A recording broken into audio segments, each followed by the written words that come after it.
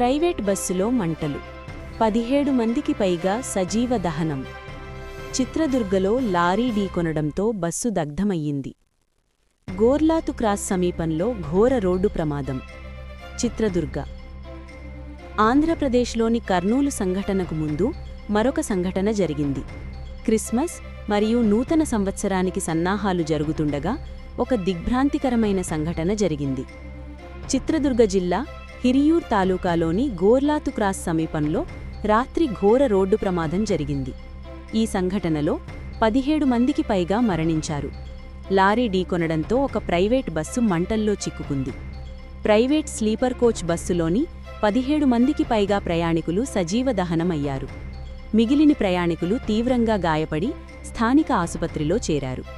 మృతుల సంఖ్య మరింత పెరిగే అవకాశముందని చెబుతున్నారు.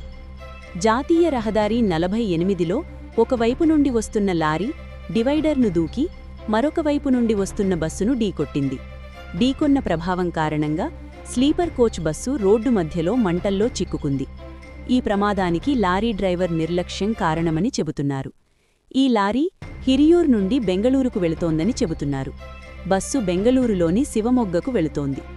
ఎస్పీ రంజిత్ ప్రస్తుతం సంఘటనా స్థలాన్ని సందర్శించి దర్యాప్తు చేస్తున్నారు. ఈ సంఘటనకు సంబంధించి హిరియూర్ రూరల్ పోలీస్ స్టేషన్లో ఫిర్యాదు నమోదయ్యింది. బస్సు డ్రైవర్, కండక్టర్ మరియు మరికొందరు బస్సు నుండి దూకి ప్రాణాలతో బయటపడ్డారు.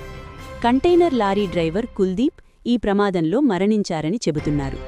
బెంగళూరుకు చెందిన గగనశ్రీ, గోకర్ణకు చెందిన రక్షిత, రష్మి బెంగళూరు నుండి బస్సులో ప్రయాణిస్తున్నారని చెబుతున్నారు. వారి పరిస్థితి ఇప్పుడు విషమంగా ఉందని చెబుతున్నారు. ఈ ప్రమాదం కారణంగా జాతీయ రహదారి 48లో దాదాపు 30 కిలోమీటర్ల వరకు ట్రాఫిక్ జామ్ ఏర్పడింది. సిరా వరకు కిలోమీటర్ల మేర వాహనాలు నిలిచిపోయాయి.